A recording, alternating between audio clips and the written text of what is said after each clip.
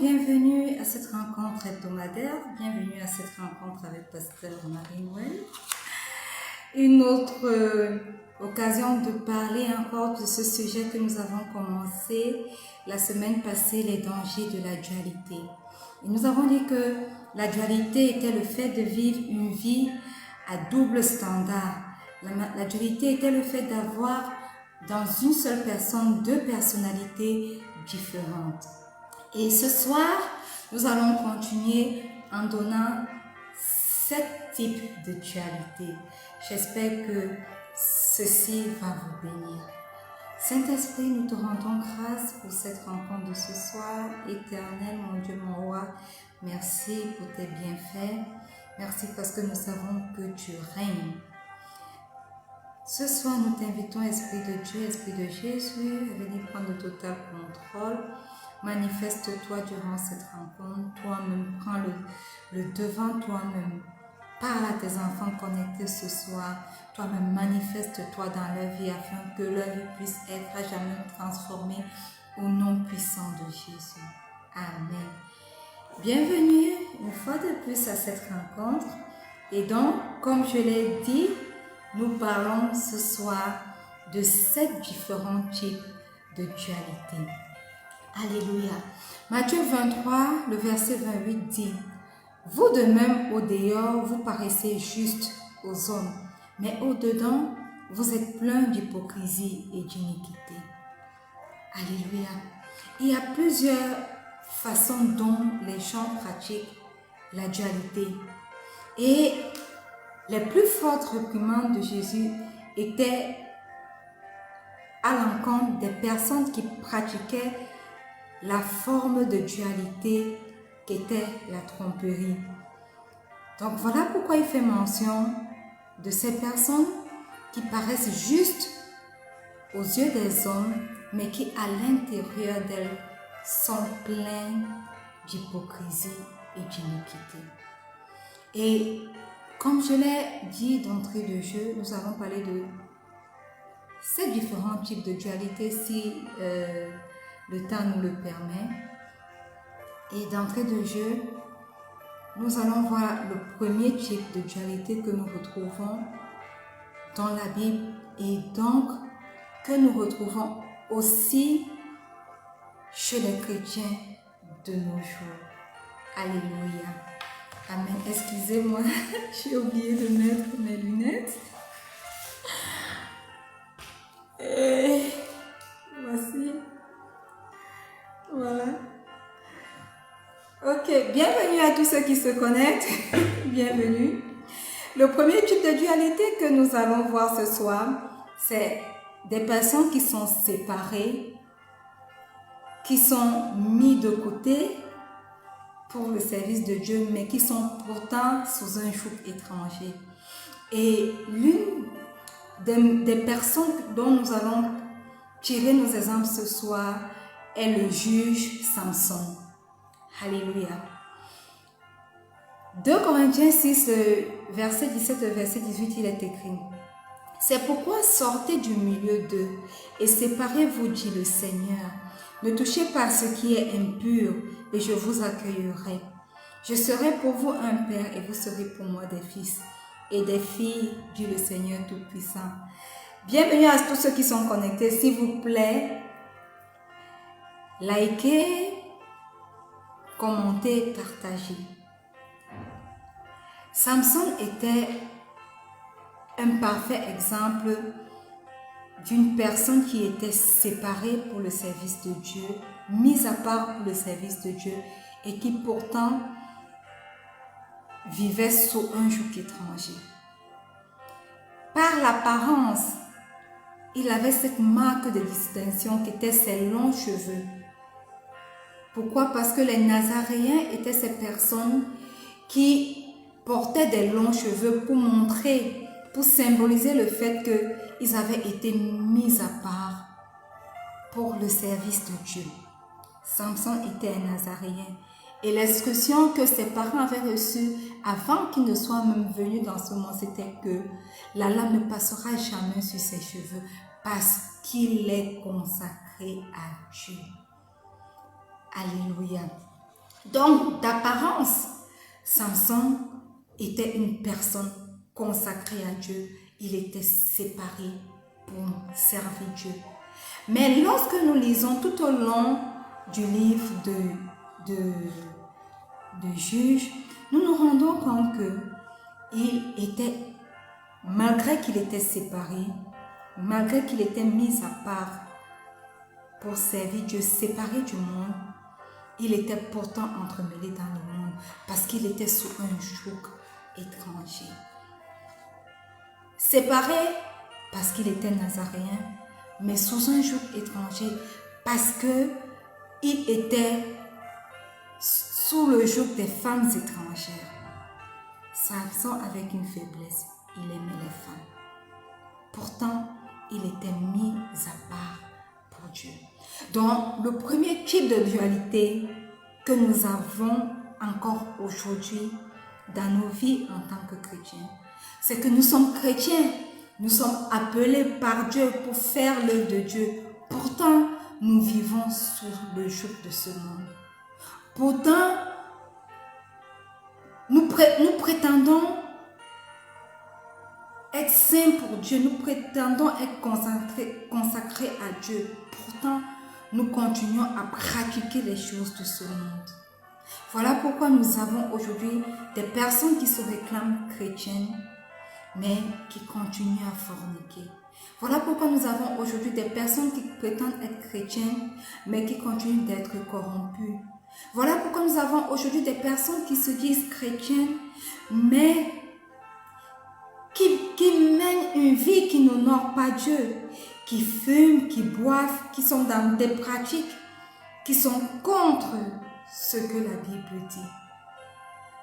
Donc le premier type de dualité, séparé, mis à part pour Dieu, mais soumis à un joug étranger. Je pourrais dire chrétien, mais soumis à l'influence du monde. Alléluia.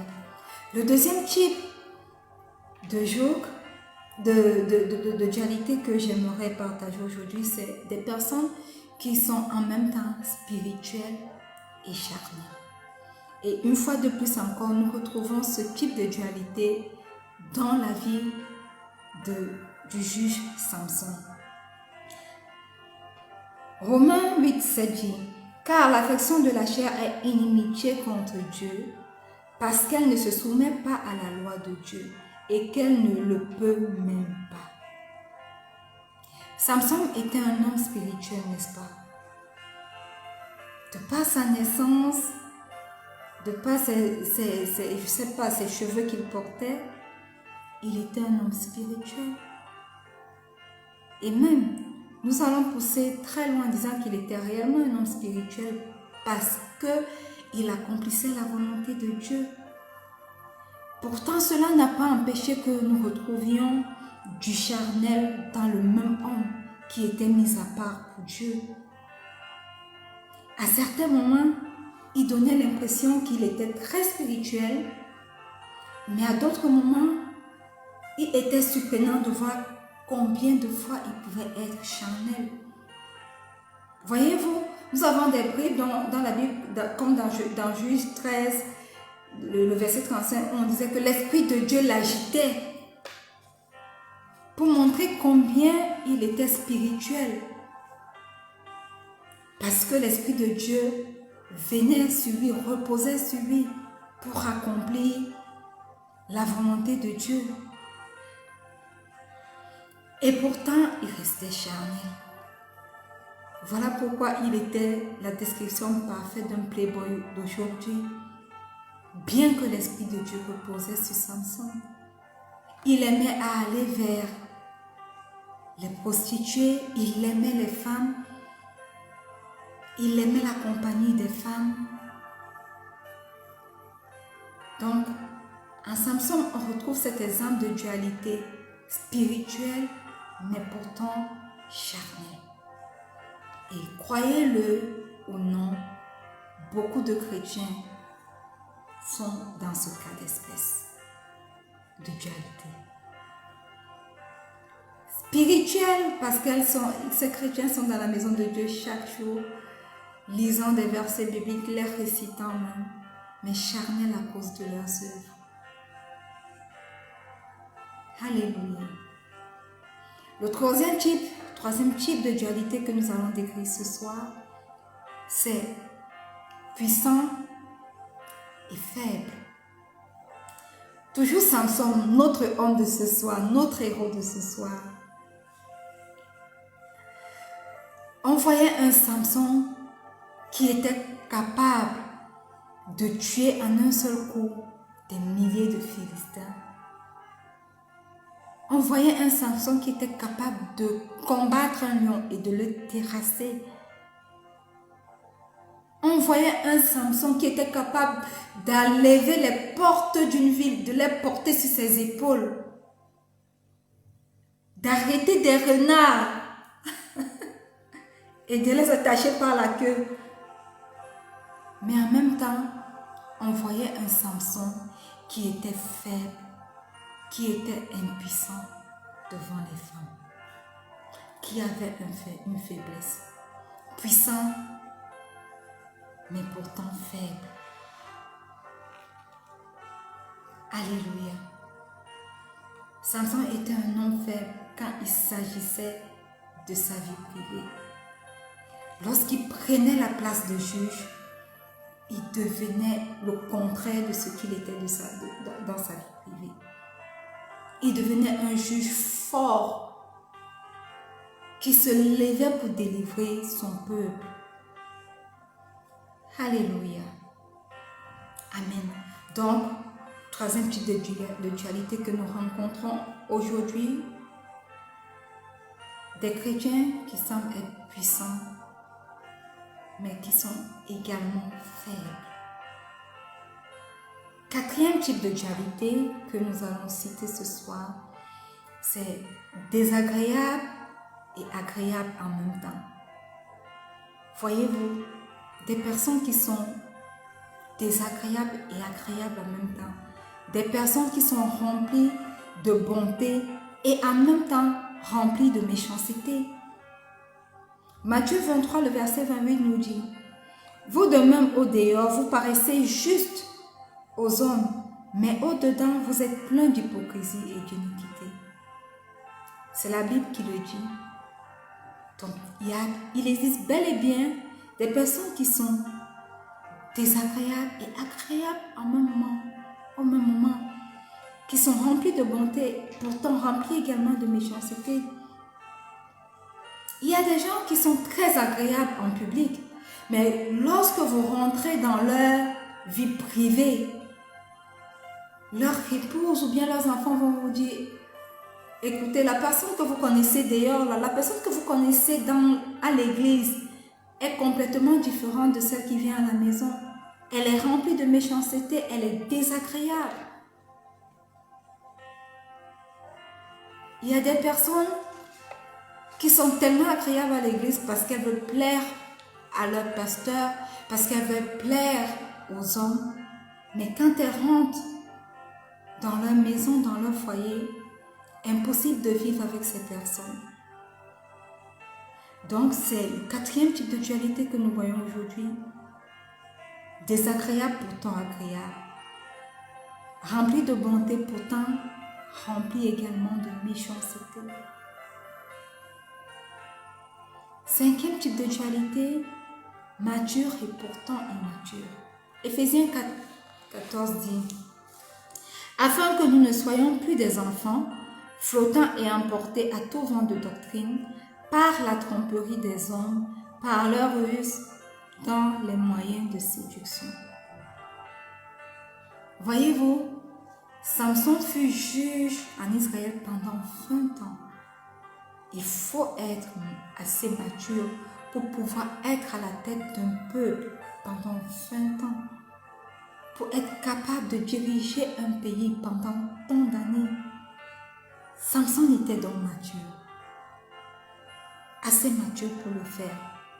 Mais voyez-vous, il y avait une autre personnalité de Samson qui était complètement immature. Voyez-vous, quand il voulait se venger des Philistins, par exemple, il aurait pu simplement brûler la ferme. Mais au lieu de cela, il est allé dans les champs, a capturé 300 renards, les a attachés par la queue, la Bible le dit, et a mis des flambeaux entre leurs queues pour qu'ils aillent et qu'ils mettent le feu à la ferme. Ça montre, cet aspect montre le caractère immature de Samson, qui aurait pu régler ce problème sans se donner la peine d'aller capturer des renards. A dit vrai, 300 renards, pourquoi les avoir associés dans le massacre qu'il voulait faire? À quoi bon aller chercher des renards, les attacher par la queue, mettre des flambeaux pour aller brûler une ferme qu'il aurait facilement pu aller brûler, mettre le feu par lui-même? Donc, vous voyez bien que dans Samson, il y avait cette dualité qui apparaissait clairement, le côté mature et pourtant immature. Et beaucoup de chrétiens aujourd'hui sont comme ça. Leur niveau de compréhension de la parole est excellent et pourtant, ils restent immatures. Ils restent inconstants et instables dans leur façon de penser, dans leur prise de décision. Donc, mature et pourtant immature. Le 6e type de dualité, c'est des personnes qui sont loyales et pourtant calomnieuses. 1 Timothée 3,8 dit: les diacres aussi doivent être honnêtes, éloignés de la duplicité. Il y a des personnes qui prétendent être loyales et qui pourtant sont calomnieuses. Ces personnes ont 2 langues. L'une de ces langues parlant bien, et une fois que le dos est tourné, l'autre langue parle mal. Et l'exemple de l'animal que nous avons qui a jusqu'à 2 langues dans la Bible, c'est le serpent. Ces personnes semblent être loyales envers leur patron, envers les épouses, envers certaines personnes. Pourtant, une fois que ces personnes ont tourné le dos, elles sont celles-là qui enfoncent un poignard sur leur dos. Alléluia. Elles sont celles-là qui disent toutes sortes de mal de leurs amis, de leurs époux, de leurs patrons, de leurs frères. Elles sont celles-là qui accusent leurs frères. Souvenez-vous, Apocalypse 12 dit: l'accusateur de nos frères, celui qui les accusait devant notre Dieu jour et nuit. Toutes les personnes qui sont calomnieuses, qui accusent leurs frères, sont des adeptes du diable. Donc, ces personnes sont d'apparence loyale, pourtant des accusatrices. Ça, c'était le 6e type de dualité que nous retrouvons dans les vies de bon nombre de chrétiens aujourd'hui. Le 7e type, c'est des chrétiens qui louent avec leur bouche, mais se rebellent de leur cœur. Alléluia.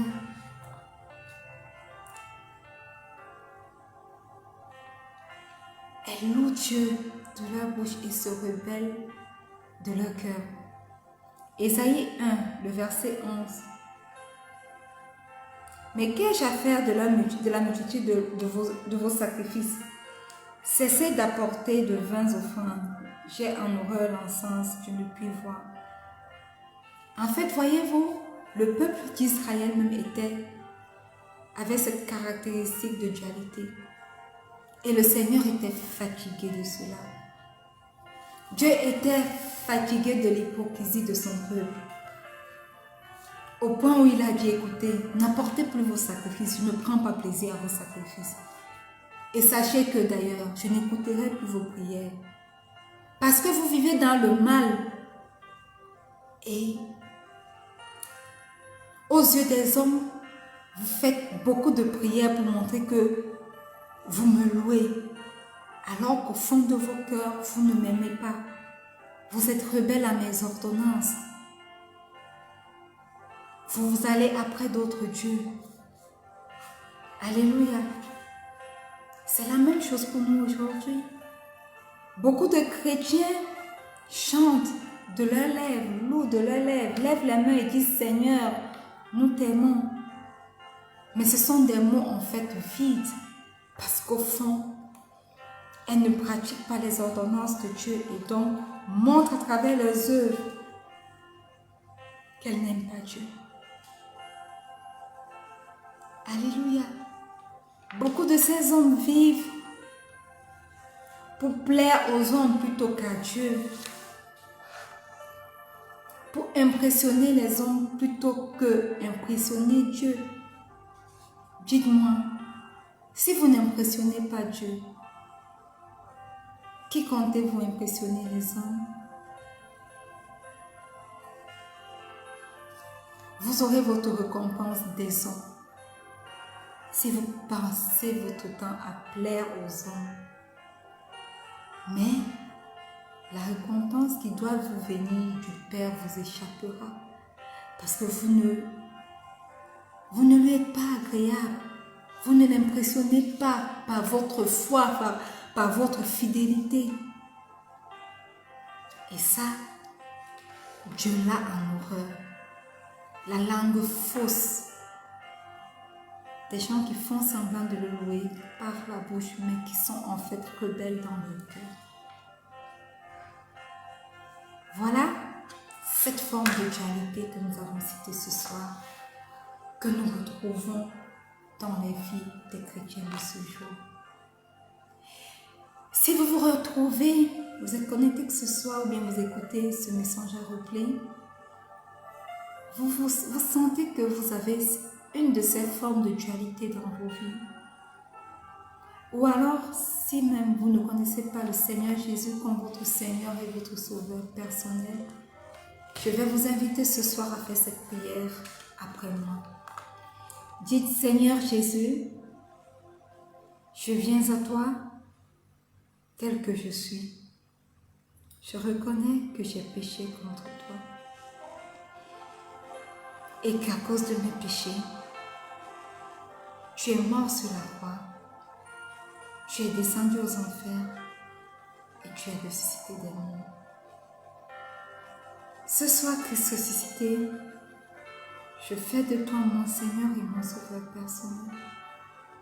Viens, établis-toi en moi, demeure en moi, forme-toi en moi. Satan, écoute et écoute-moi bien. Je ne t'appartiens plus. J'appartiens au Seigneur Jésus. Seigneur Jésus, ce soir, écris mon nom dans le livre de vie, afin qu'un jour, je sois au paradis avec toi. Et Saint-Esprit, viens et apprête-moi pour l'enlèvement de l'Église, au nom puissant de Jésus. Amen. Si vous avez fait cette prière, vous êtes né de nouveau, vous avez invité le Seigneur Jésus à venir régner dans vos vies, à se former dans vos vies, Christ ressuscité. Et pendant qu'il entre dans vos vies, et que vous lui laissez le libre arbitre, et vous acceptez de marcher selon ses préceptes, il vous transformera peu à peu et vous débarrassera peu à peu de toute forme de dualité présente dans vos vies. Au nom puissant de Jésus-Christ lui-même. Amen. Bien-aimés, nous sommes arrivés au thème de cette rencontre. Quelle que soit la plateforme où vous nous suivez, les pages Facebook ou bien le groupe Facebook Rencontre avec Pasteur Marie-Noël ou sur mon profil, sentez-vous libre, si vous arrivez en retard, de vous reconnecter lundi ou jeudi soir à partir de 19h00 TC plus 1 pour le replay. Que ce soit sur les pages Facebook, que ce soit sur YouTube, que ce soit sur Twitter qui est dorénavant X, rentrez et écoutez les replays ou alors connectez-vous à 19h00 UTC plus 1 le lundi ou le jeudi pour avoir le replay. S'il vous plaît, likez, partagez, commentez. Si vous avez des sujets de prière, n'hésitez pas à les poster. Si vous avez des commentaires, faites commenter. Si vous avez quelque chose que vous n'avez pas compris, laissez des messages, laissez des commentaires. Et par la vertu du Saint-Esprit, nous allons vous répondre. Alléluia. Amen. Et comme j'ai l'habitude de le dire, il est important que nous construisions une relation personnelle avec Dieu. C'est important d'aller dans nos églises, d'appartenir à une belle famille spirituelle. C'est important de se retrouver en communauté chaque fois que nous avons des réunions de partage. Mais le plus important, c'est de bâtir son intimité avec Dieu à travers les temps de prière et les temps de méditation de la parole quotidienne. Alléluia. Parce que pendant cette période, le Seigneur lui-même vous rend ministère. Et parce qu'il vous rend ministère, vos vies ne seront plus jamais les mêmes et vous grandirez spirituellement. Et votre intimité commencera à s'établir, à s'enraciner et à devenir très stable avec le Seigneur. Alléluia. Je ne partirai pas sans avoir prononcé une parole de bénédiction pour vous. Et la parole de bénédiction ce soir est tirée du livre de Genèse, le chapitre 22, le verset 18. Il est écrit: toutes les nations de la terre seront bénies en ta postérité, parce que tu as obéi à ma voix. Étendez les mains vers moi, tandis que j'étends mes mains vers vous. Seigneur, je te rends grâce pour ces paroles de Genèse 22, le verset 18. Que par la vertu du Saint-Esprit, je sorte de ta parole et je plante dans la vie de toutes les personnes connectées ce soir ou de toutes les personnes qui écoutent cette exhortation en replay. Que toutes ces personnes, éternellement, si ces personnes marchent selon ta volonté, si ces personnes obéissent à ta voix, que ces personnes soient bénies, que leur postérité soit bénie et que ce passage, ce verset biblique, les garde, produisent du fruit durant toute cette semaine, à partir de maintenant, durant toute la semaine jusqu'à notre prochaine rencontre, au nom puissant de Jésus. Soyez bénis. Amen. Alléluia. N'oubliez pas, liker, partager, commenter. Invitez d'autres personnes à se connecter avec vous et soyez bénis. Merci à tous ceux qui se sont connectés, merci à tous ceux qui ont aimé, merci à tous ceux qui ont partagé. Que la grâce qui repose sur ce ministère repose également sur vos vies, parce que vous contribuez à faire avancer l'œuvre de Dieu à travers ce ministère. Sachez-le, je reste votre homme servante, Pasteur Marie-Noël. Je vous aime, mais le Seigneur Jésus vous aime encore plus. Rendez-vous la semaine prochaine sur toutes les différentes plateformes lorsqu'il sera 19h UTC 00. Shalom.